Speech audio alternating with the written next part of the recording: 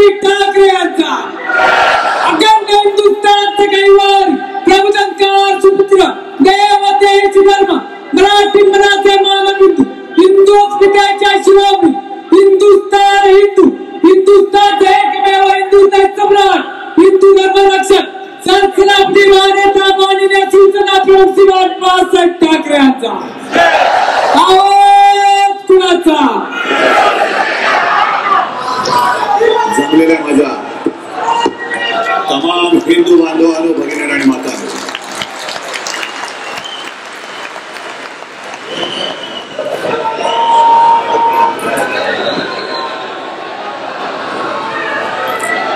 मला वाटतं तुमच्याकडे बघितल्यानंतर मला पुढे बोलण्याची काही आवश्यकता नाही.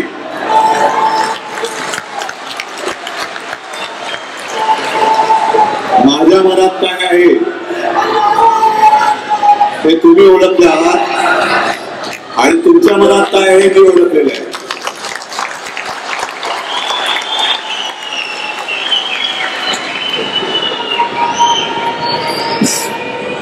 हा उत्साह, ही जिद्द आणि हा आत्मविश्वास उद्या महाराष्ट्रामध्ये काय घडवणार आहे याची मला साक्ष देतो.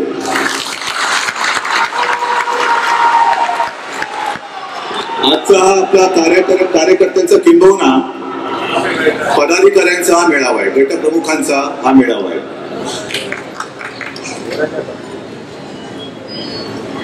एक गोष्ट लक्षात येते की आता यापुढे हाही मेळावा या जागेमध्ये मावणार नाहीये. विषय अनेक आहेत पण मुद्दा एकच आहे आणि त्याच्याचकडे आज सगळ्यांचं लक्ष आहे. मी काय बोलणार याच्याकडे संपूर्ण देश कान टवकारून ऐकतोय, लक्ष देतोय. पण एक लक्षात काय आहे, मी कोण किंवा मी काय बोलणार हा मी नाही, हे आपण सगळे जण आहोत. आपण काय बोलणार, शिवसेना काय बोलणार,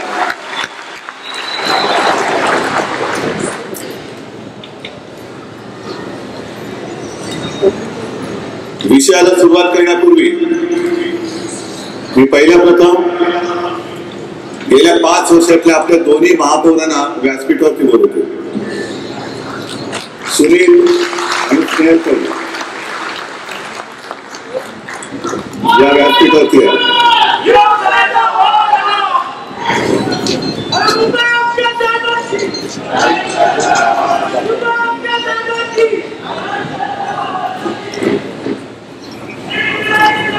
एक मिनिट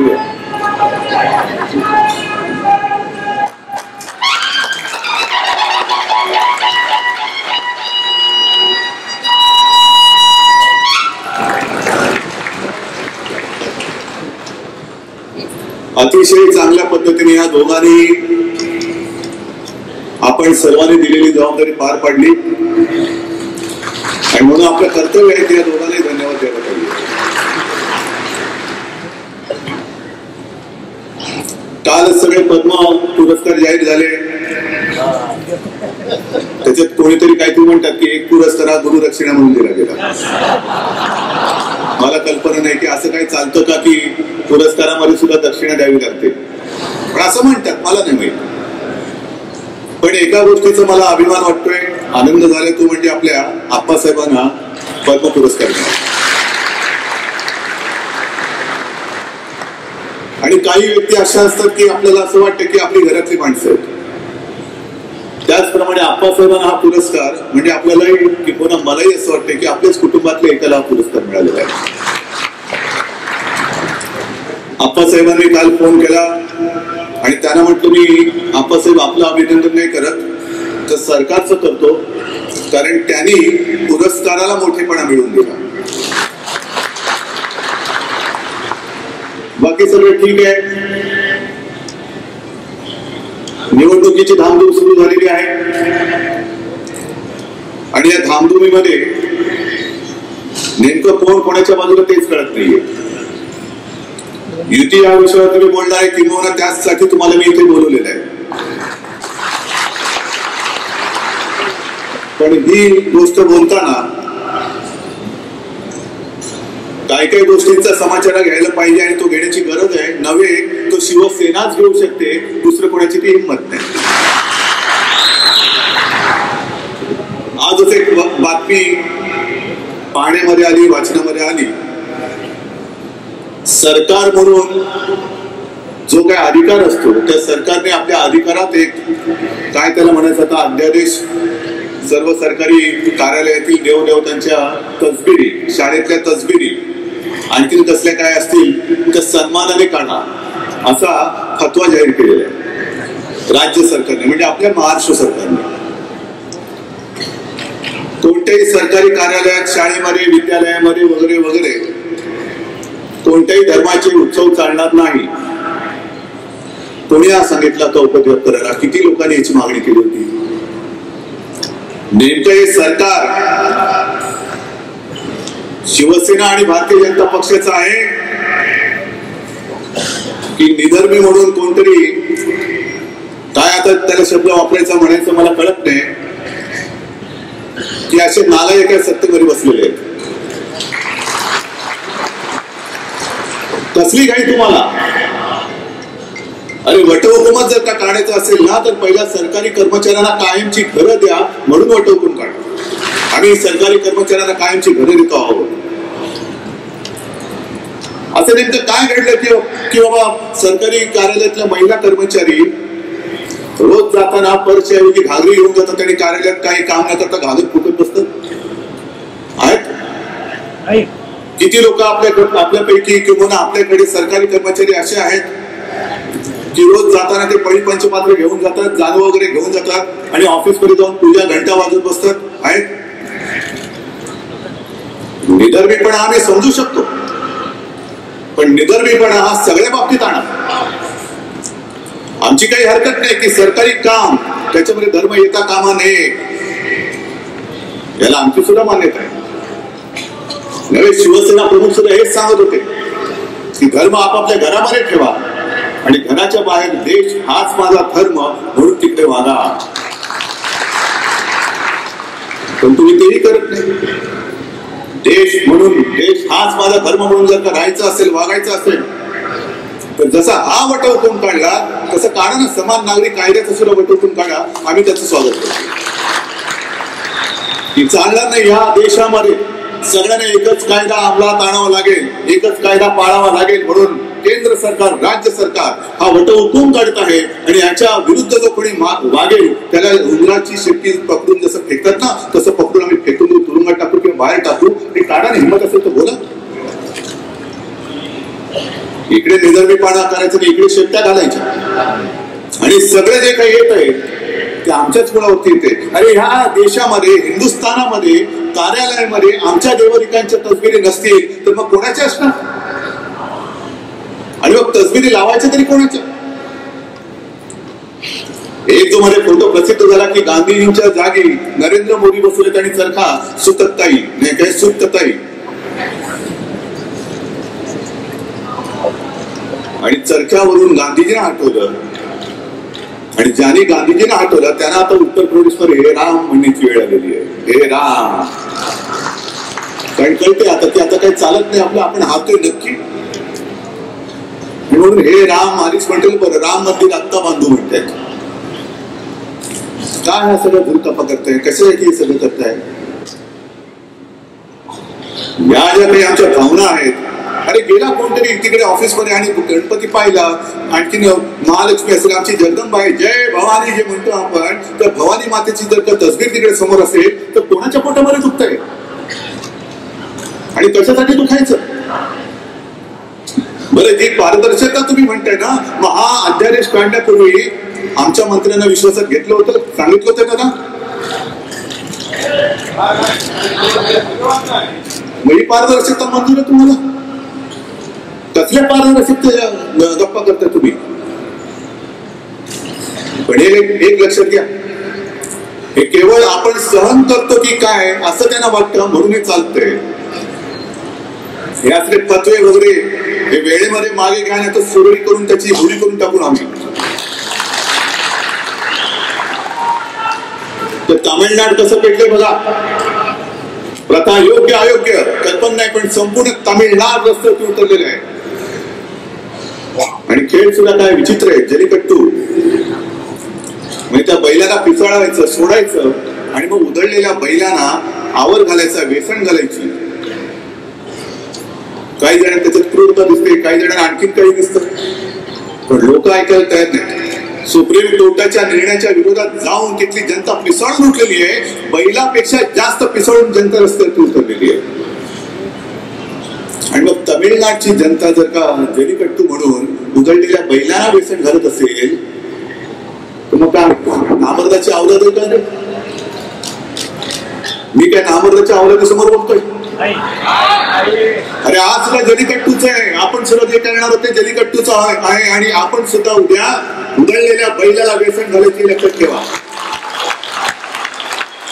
मला तमाम शिवसैनिक रस्त्यावरती पाहिजे.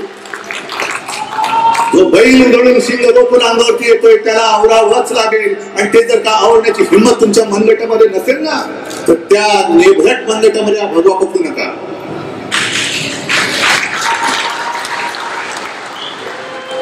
आज मी एका खिडकीने बोलतोय, देशाने बोलतोय. आजपर्यंत असं काही नाही की 50 वर्षामध्ये शिवसेनेने कमी संकट झेललेली आहेत किंवा भोगलेली आहेत. आजपर्यंत देशामध्ये अनेक ठिकाणी अनेक पक्षांच्या एकमेकांसोबत युत्या झालेल्या आहेत. पण मला नाही वाटत की कोणताही युतीचा पक्ष गरज असेल तोपर्यंत दुसऱ्यांसोबत घेऊन त्याच्यानंतर गरज सत्ताच तो पक्ष खतम करायला म्हणून अंगावर असेल. याच्या पुढची वाटचाल कशी असेल सांगतो मी तिसरं. पण एकूण जे काय वातावरण निर्माण झालेलं आहे हे कोणी कोणावरती परिस्थिती लागते. ज्या वेळेला विधानसभेची निवडणूक होत होती त्यावेळेला मी तुम्हाला सांगत होतो की मी युती तोडत नाहीये. युती तोडायला आपल्याला भाग पडलं जाते आणि त्यांच्याकडे युती तोडतायत. त्यावेळेला आपण थोडे गाफील होतो, थोडे भाबडे. आणि एक गोष्ट मला सांगा की जी काही युतीची चर्चा सगळी सुरू आहे ही चर्चा सुरू झाली का खरोखर? आपली लोक जी काही तिकडे पहिल्यांदा गेल्यानंतर पहिल्या दिवशी घाबरून परत आली. म्हटलं का? नाही आम्ही नाही जाणार परत चर्चेला, आम्ही नाही जाणार चर्चेला. म्हणजे काय झालं असे शिवसैनिकांसारखे शिवसैनिक आणि असे का करू करत? त्यामुळे ते म्हणतात की आपल्या बोलण्यामध्ये पारदर्शकता पाहिजे, मग आम्ही नाही जाणार म्हणे. म्हटलं तुम्हाला काय पारदर्शकतेचं तुम्हाला काय? नाही म्हणजे पेनची जाहिरात होती नाही काय, सब कुछ दिखता है. हे असं नको म्हणे आम्ही नाही पारदर्शकता म्हणतो. म्हटलं अरे तसं नाहीये. त्यांचं असं म्हणणं की बोलण्यामध्ये आणि कारभारामध्ये पारदर्शकता पाहिजे. बरोबर नाही? मग म्हटलं त्यांना सांगा की कोणतीही पारदर्शकता कारभारात आणा, आम्हाला मंजूर आहे, मी कागदावरती सही करून तर जा. पण पारदर्शकता जर का आणखी तुम्हाला पाहिजे असेल तर पहिली पारदर्शकता महापालिकेच्या कारभारात आहे. तेवढी पारदर्शकता मला राज्य सरकार आणि केंद्र सरकारच्या कारभारात आणावी लागेल. आणि ती आणत असाल तर याच्या पुढे आम्हाला काय करायचं होतं करा. आमची तयारी. आम्ही स्टँडिंग कमिटीच्या केबिन मध्ये कशाला चव्हाट्यावरती येऊन बोलायला तयार आहोत. आणा स्थायी समितीचे जे काही ठराव असतील ते चव्हाट्यावरती आणा आणि सगळ्या जनतेसमोर उघडे करा. आम्हाला काही म्हणायचं नाही, आमची तयारी आहे त्याला. पण निदान आज जे स्टँडिंग कमिटीमध्ये होत आहे तेवढा तरी कारभार हा तुमच्या राज्यामध्ये आणि केंद्रामध्ये येऊ द्या. आपल्याला अनेकांना कल्पना असेल किंवा कल्पना नसेल, पण स्टँडिंग कमिटीमध्ये सर्व पक्षाचे सदस्य असतात, प्रेस असते हे विशेष, आणि आयुक्तही असतात. शासनाने नेमलेल्या प्रशासनाचे पदाधिकारी तिकडे असतात आणि त्यांनी मंजूर करून किंवा त्यांनी तयार केलेले प्रस्ताव त्या स्थायी समितीत येत असतात. मग तशीच पद्धत राज्य सरकारमध्ये आणा. जसा हा अध्यादेश आम्हाला कोणालाही कल्पना न देता अंधारामध्ये ठेवून का, कारण हा विषय जर का त्यांनी तिथे काढला असता तर शिवसेनेच्या मंत्र्यांनी त्याला कडाडून विरोध केला असता. म्हणून तुम्ही आम्हाला अंधारात ठेवून हा अध्यादेश काढला. मग मला कॅबिनेट मध्ये सुद्धा पारदर्शकता पाहिजे. कॅबिनेट मध्ये मंत्री असतील, अरे साधं तुम्ही राज्यमंत्र्यांना नाही घेत, कसली पारदर्शकता तुमची? या राज्यमंत्र्यांसुद्धा मंत्रिमंडळाच्या बैठकीत घ्या, विरोधी पक्ष नेत्याला सुद्धा कॅबिनेटच्या बैठकीमध्ये घ्या, कारण त्याला सुद्धा तुम्ही कॅबिनेट दर्जा दिलेला असतो, लाल दिवा घेऊन तो फिरत असतो. या विरोधी पक्षाचा एक तरी माणूस तिकडे घ्या आणि कॅबिनेटच्या बैठकीमध्ये संपूर्ण प्रेसला घ्या. आणि जसं महापालिकेच्या त्या बैठकीमध्ये प्रशासकीय अधिकारी असतात, तसंच त्या बैठकीमध्ये लोकायुक्ताला सुद्धा बोलवा, आमची तयारी आहे, करा, हिंमत असेल तर हा डिसिजन घ्या, तुमच्या कॅबिनेट पासून सुरुवात करा.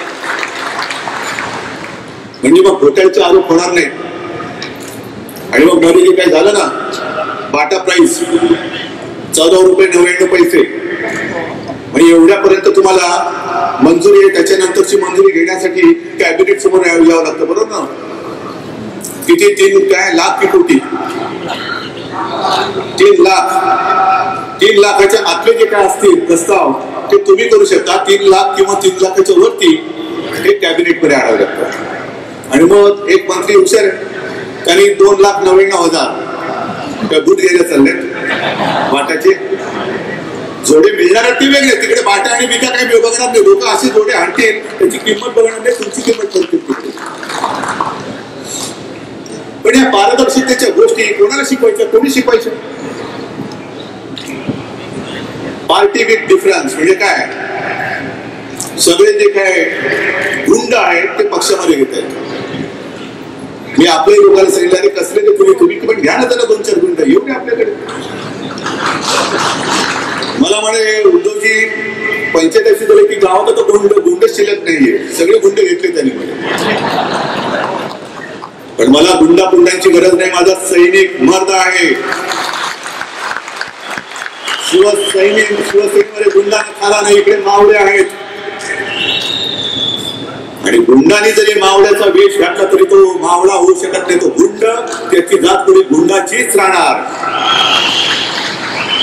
पण गुंड एवढ्यासाठी घेत आहेत कारण सैनिकांचा मुकाबला करण्याची हिंमत नाही, मुळामध्ये तुमच्याकडे कार्यकर्तेच नाहीत.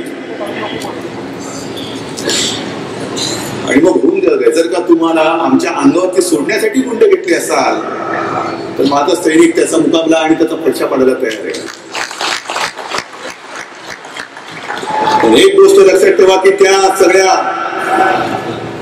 जे काय होईल त्याच्यामध्ये पोलिसांचा वापर करायचा नाही, कारण सत्तेची मस्ती दाखवून जर का तुम्ही कारभार करणार असाल तर तो कारभार आम्ही तोडून मोडून काढल्याशिवाय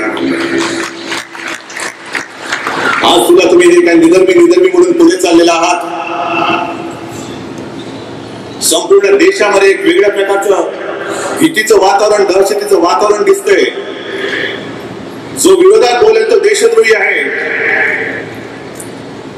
आणि मग व्यापाऱ्यांवरती असेल, कशाला आमच्या हिंदू पुजाऱ्यांवरती सुद्धा इन्कम टॅक्सच्या थडी टाकतायत, मंदिरांवरती थडी टाकतायत, आमच्या हिंदू व्यापाऱ्यांवरती थडी टाकतायत. मग निधर्मी वाद जर का तुमचा एवढा फुरफुरला असेल, तुमची छाती जर का एवढी फुलली असेल, तर एक तरी थाळ तुम्ही दुसऱ्या धर्माच्या पुजाऱ्यावरती किंवा दुसऱ्या धर्माच्या व्यापाऱ्यावरती टाकण्याची हिंमत दाखवली आहे. धाड तुमच्यामध्ये टाकण्याची तेवढी हिंमत म्हणजे आम्ही भोगतोय, आम्ही सोचतोय, कारण त्याच्या विरोधात जो बोलेल तो देशद्रोही. मला मुंबई महापालिकेची चिंता नाही, मुंबई आम्ही जिंकणार म्हणजे जिंकणारच. ठाणे, नाशिक, पुणे सगळं जिंकणार, कारण आम्ही काम करून मत मागतो आहोत, हवेवरती मत मागत नाही, थापा मारून आम्ही मत मागत नाही. हा जो शिवसेना प्रमुखांचा शिवसैनिक आहे तो वेळ प्रसंगी जीवाची बाजी लावून स्वतःच्या जीवाची पर्वा न करता मुंबईसाठी धावत असतो. हेच ते ठिकाण आहे. किती वेळा सांगायचं, जेवढा अभिमान महाराष्ट्राचा आम्हाला आहे, मराठीचा आहे, मुंबईचा आहे, त्यावेळेला 50 वर्ष झाली महाराष्ट्राला इतर पक्षाने असे भव्य केले कार्यक्रम का नाही केले? याच ठिकाणी शिवसेनेने रक्तदान शिबिर केलं आणि आज देखील राजकीय पक्षाचा तो रेकॉर्ड, विश्व विक्रम कोणीही तोडू शकलेला नाही. नव्हे, कोणाच्या रक्तातच ते नाही, कोणाच्या रक्तात नाही. हा शिवसैनिक उगाच मुंबईवरती आम्ही आमचा हक्क नाही सांगत आणि मुंबईकर आम्हाला आशीर्वाद नाही देत. आम्ही वेळ प्रसंगी रक्तदान सुद्धा करतो आणि तशीच वेळ आली तर रक्त सांडून आमच्या मुंबईचं आम्ही रक्षण सुद्धा करतो. म्हणून रक्ताचं नातं आमच्या मुंबईचं आमचं निर्माण झालं. सांगा ना, कोणत्याही पक्षाने मला सांगावं, बॉम्बस्फोट होऊ दे, पूर येऊ दे, किती किती या सगळ्या घटनांचा उल्लेख करायचा. प्रत्येक वेळेला आपण ते 26 नोव्हेंबर, 25 जुलै, 26 जुलै या सगळ्या आठवणी काढतो. मला स्वतःला आठवतंय, कदाचित तो इकडे आलेला सुद्धा असेल, ज्या वेळेला मुंबई पुरामध्ये बुडालेली होती, कोणालाही कल्पना नव्हती. अकस्मात ढगफुटी झाली, पूर आला, कित्येक लोक त्याच्यामध्ये मृत्युमुखी पडले. पण त्याच्यानंतर स्थिती अशी झाली की आता रोगराईची लाट येते की काय.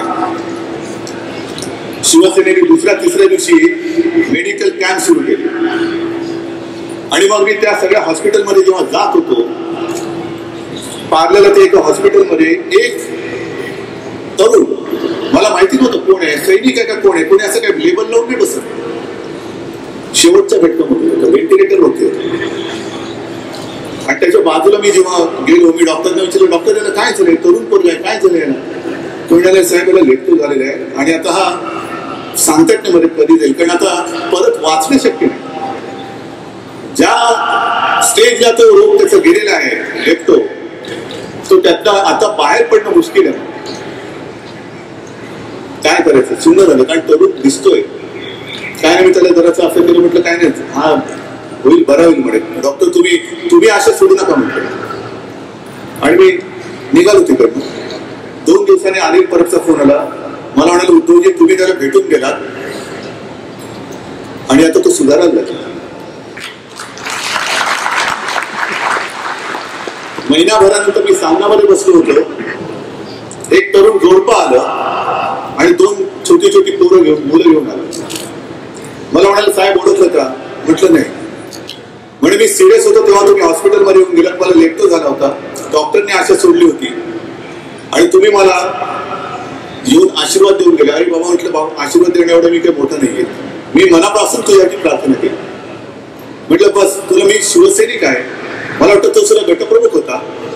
ओळखण्याचा प्रश्न नव्हता, कारण मी जेव्हा त्याला पाहिला तेव्हा तोंडावरती व्हेंटिलेट होता, ओळखणार कसं. आणि त्याने परिचय करून गेला, ही माझी पत्नी आणि ही 2 माझी मुलं. अक्षरशः अंगावरती काटा आला. त्याला म्हटलं, तर तुला हे झालं कसं?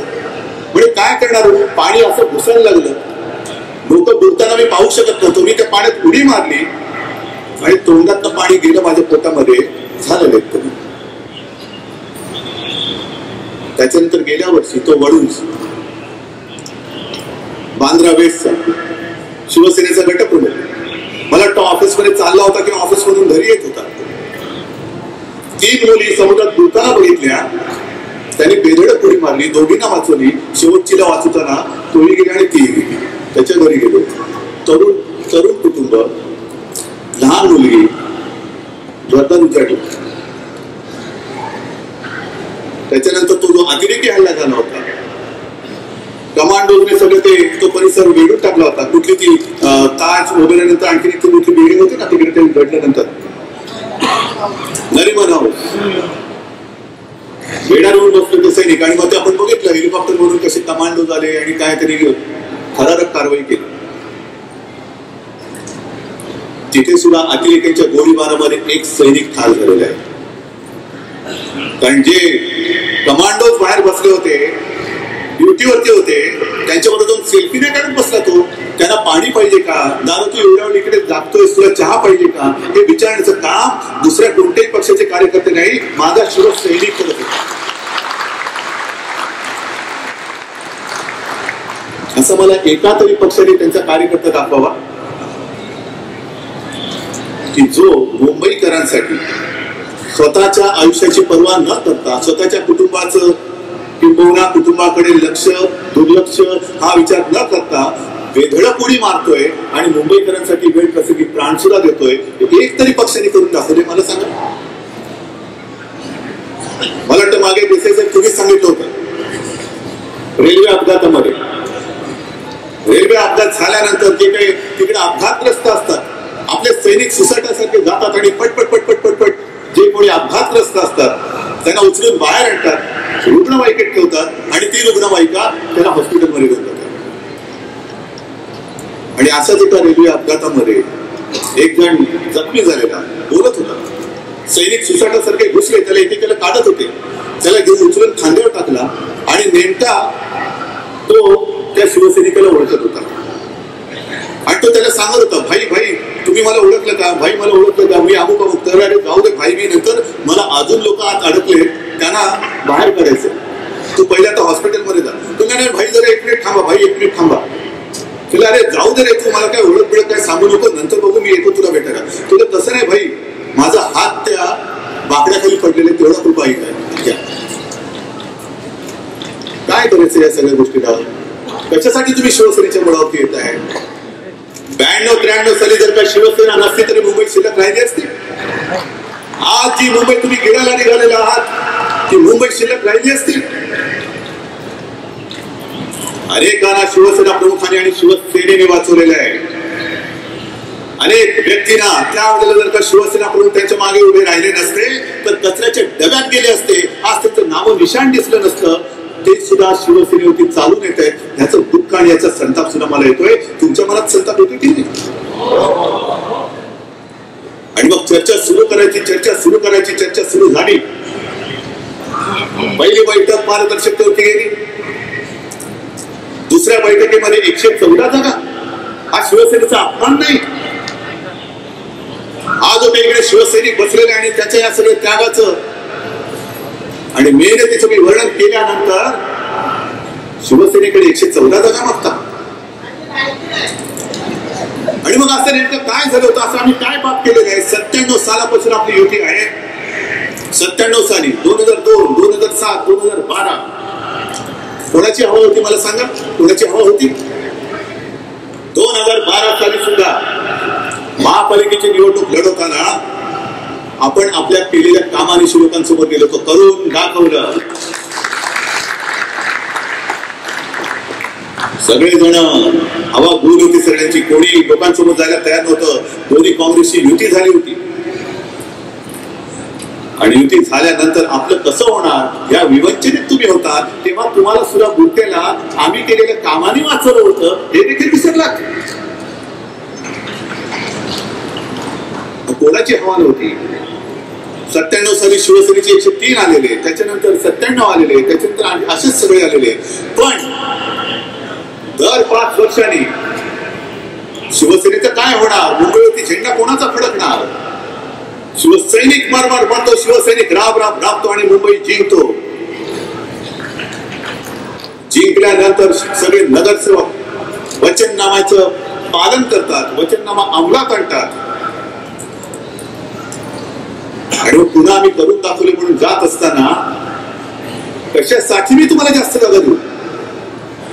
आम्ही काम केलेल्या कामावरती जागा मागतो आहोत, हवेवरती जागा मागत नाही. आम्ही कष्टावरती जागा मागतो आहोत, थापांवरती जागा मागत नाही आहोत.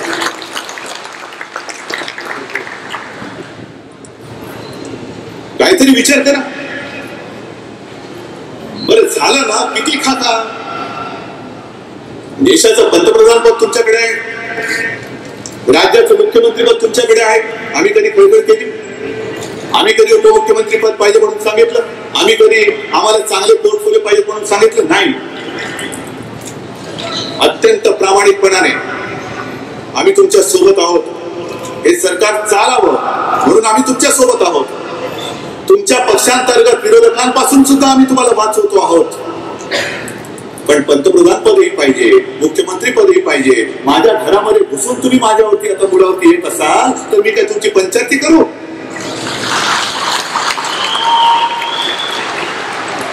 हे असं नेबळटपणा मला नाही शिवसेना प्रमुखांनी शिकवला. जर तुम्ही तसा नेबळटपणा करणार असाल तर मला या जबाबदारीतून मुक्त करा. मी मुक्त होतो. जा तुम्ही युती करा आणि काय करा.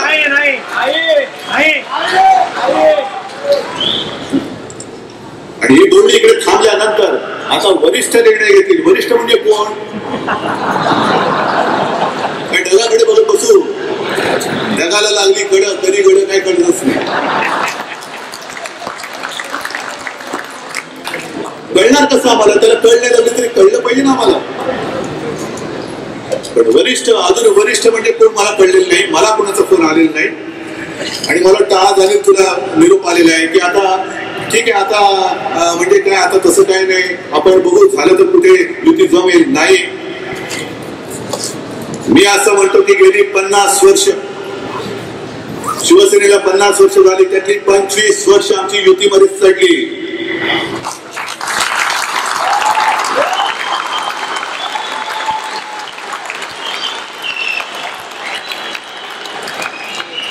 देशासाठी, हिंदुत्वासाठी आम्ही तुमचा उदो करत बसलो. आम्ही मुंबईमध्ये सुद्धा जे काही अमराठी विभाग असतील ते तुमच्यासाठी सोडले, हिंदू मतांमध्ये फाटाफूट नको म्हणून. राज्याच्या बाहेर आमच्या तगड्या कार्यकर्त्यांना निवडणूक लढवायला मज्जाव केला, हिंदू मतांमध्ये फाटाफूट नको म्हणून. एक हिंदुत्वाचं वेळ जे आजही आम्हाला, आम्ही सत्तेचे लोभी नाहीत, सत्तेचे लालची नाही. आमचं जे कर्तव्य आहे, शिवसेना ही त्या भूमिपुत्रांसाठी आणि हिंदुत्वासाठी आणि या देशासाठी जन्माला आलेली आहे, सत्तेसाठी जन्माला आलेली नाही, त्याच्यासाठी आमचा जन्म झालेला नाही. अरे असेल नशिबात सत्ता तर देईल माझा शिवराय, देईल माझी भवानी आणि देतील माझे बाळासाहेब, देतील माझा शिवशक्ती.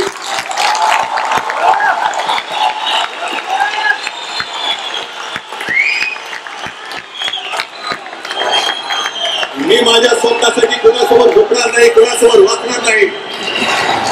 आणि जर कोणी माझ्या शिवसैनिकाला आणि शिवसेनेला कमी लेखत असेल तर त्याला जागेवरती मी शिल्लक ठेवणार नाही.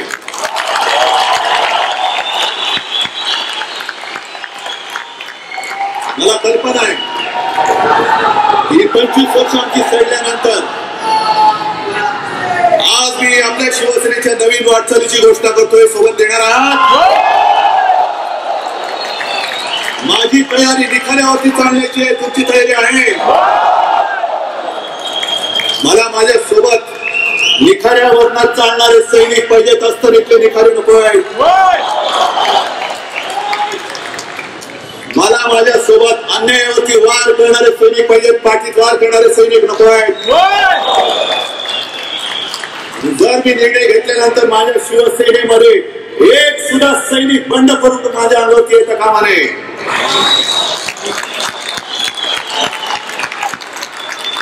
कुणी मला फक्त वज्रमुठ्या दात पाडायचं काम मी करून दाखवतो.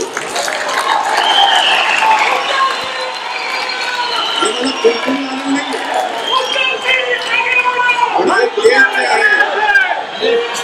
हे तेज, हे शिवसेना प्रमुखांचं हे तेज शिवरायाचं आहे, हे तेज माझ्या भवानीचं आहे आणि हे तेज माझ्या मराठीचं आणि माझ्या हिंदुत्वाचं आहे. हे तेज असं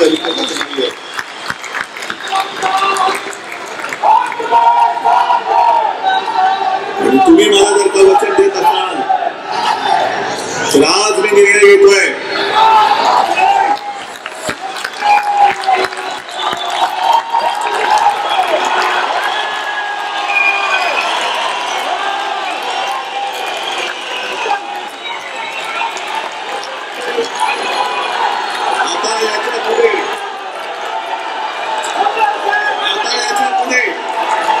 भविष्यामध्ये शिवसेना एकटी महाराष्ट्रावरती भगवा फडकेल. आता याच्या पुढे युतीसाठी कोणाही दारामध्ये कचरा घेऊन जाणार नाही. जे काही असेल माझं भव्याचं, माझ्या शिवसैनिकाचं आणि माझ्या शिवसेना प्रमुखांचं असेल, एकट्याचं असेल, मला कोणाच्या भीतीवरती राहणार नाही. याची पहिली तयारी ज्या महापालिका आहेत, ज्या जिल्हा परिषदा आहेत, तिथे कुठेही मी युती करणार नाही. माझा शिवसैनिक स्वतःच्या हट्टापायी, स्वतःच्या वेळापायी आणि स्वतःच्या महत्वाकांक्षापायी कुठेही माझ्या आई समान शिवसेनेशी गद्दारी करणार नाही, त्याच्या दिशेवरती वार करणार नाही.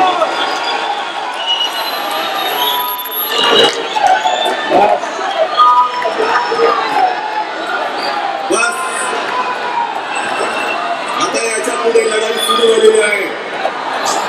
मला आता वेळ नाही, मला म्हणता येणार नाही. मला आता एकच स्वप्न आहे, मला एकच ध्यास आहे आणि हीच माझी संधी आहे. पर्यंत केलं मी आत्ताच आणि ते केल्याशिवाय मी राहणार नाही.